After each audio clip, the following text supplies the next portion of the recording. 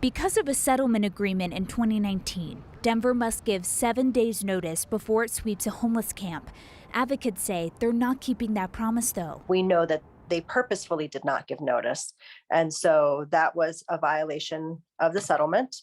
And we sought relief for that. Anna Cornelius is with Denver Homeless Out Loud. In 2020, documents show the city did a sweep of an encampment in Lincoln Park and did not post notice until that morning. People's belongings were being taken because everybody has a right to their property, and that right was being violated by the city of Denver. Her group filed another lawsuit and asked a court to require the city to provide a warning 7 days in advance and even outline why a sweep was necessary.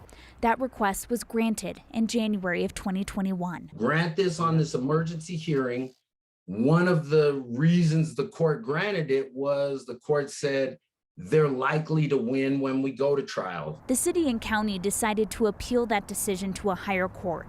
And just this week, 9 News legal expert Whitney Traylor says that court sided with Denver and tossed out the court order. The Court of Appeals said, you know what? The preliminary injunction was improperly granted.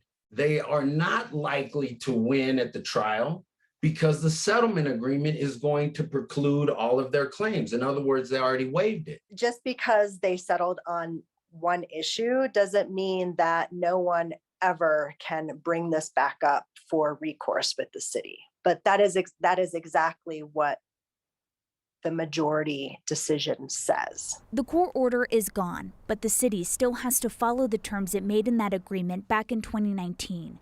Cornelius says they'll keep fighting to make sure people experiencing homelessness get the warning they need.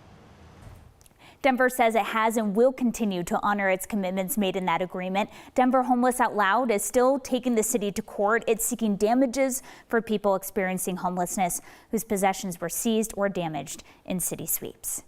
Kelly Rinke reporting. Thank you, Kelly. Thanks.